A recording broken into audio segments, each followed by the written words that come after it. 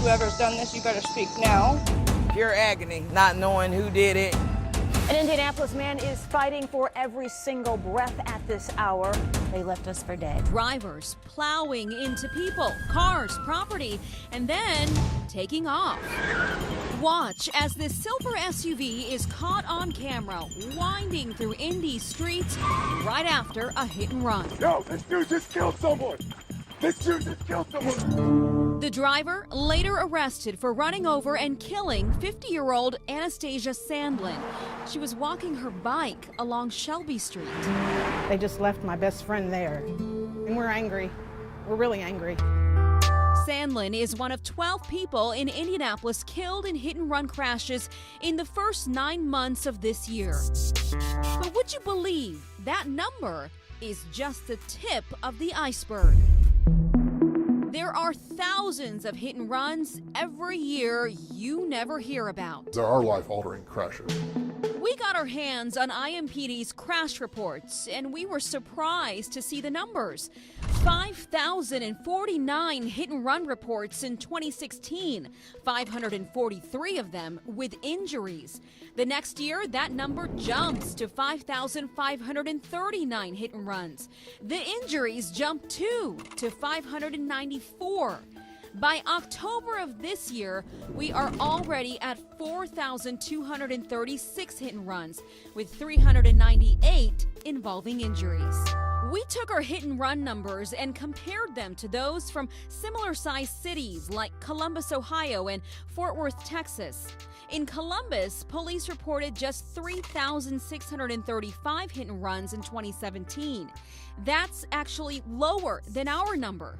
For that same year, Fort Worth, Texas police had 5,865 hit-and-runs, a little bit higher than our number.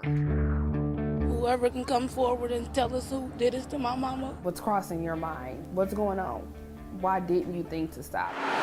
Jessica Parks knows what it feels like to be left for dead.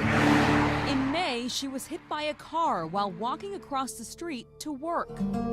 I stepped out to cross the street and I never made it across the street. I didn't feel the pain until I tried to stand up and couldn't stand up.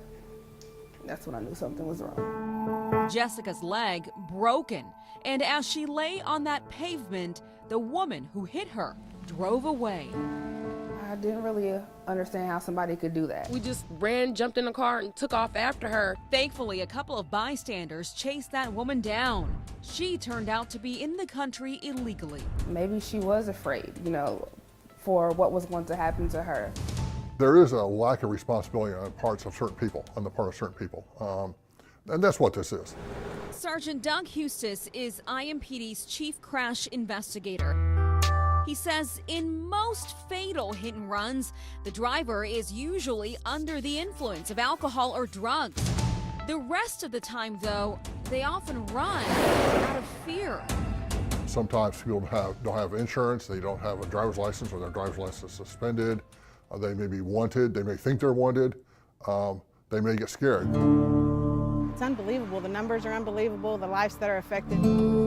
There's no more humanity, there's no more care, there's no more love.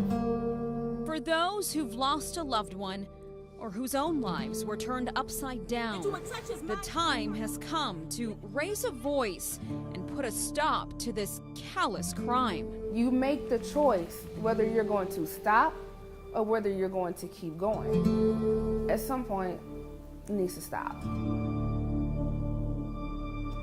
Leaving the scene of an accident is a Class B misdemeanor, but it can go up to a Level 5 felony if the person you hit dies. That's up to 6 years in prison. Meantime, Jessica Parks created a group for victims of hit and runs and their families. For more information on how you can connect with her, go to fox59.com. Guys?